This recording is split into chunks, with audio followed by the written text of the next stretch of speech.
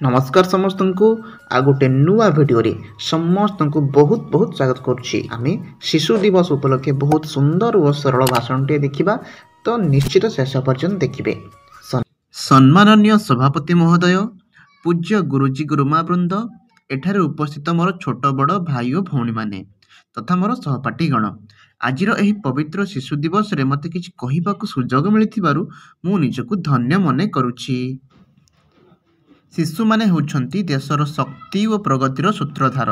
से भविष्य रे देशर नागरिक और देशर कर्णधार रूपे प्रतीयमान होइथांती। एणु देशर सामग्रिक विकास शिशु मानक उपर ही निर्भर करिଥାଏ। ସେଥିପାଇଁ शिशु माने सुस्थ और निरोग रहिबा आवश्यक। स्वाधीन भारतर प्रथम प्रधानमंत्री पंडित जवाहरलाल नेहरू शिशु मानक बहुत भल पाउथिले।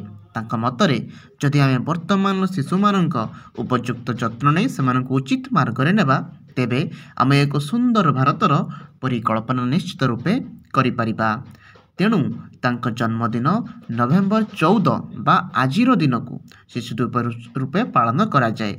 से 1899 मसीहा नवेम्बर मास 14 तारिख दिन अलाहाबाद आनंद भवन रे जन्मग्रहण करथिले। तांका पितांक नाम मोतीलाल नेहरू एवं मातांक नाम स्वरूपा राणी थिला। से आहुरी कहूथिले, शिशु हसिले देश हसिब।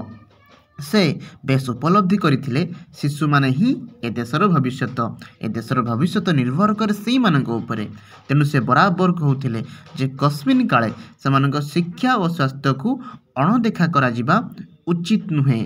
सेथिपई से मध्य सतरे एई मर्त्यमंडल रे शिशु माने स्वर्गर पारिजात पुष्प। ता सहित सेमानक खिली खिली हसे ए धराबुकु फुटी उठे राशि राशि सुनार कदम्ब।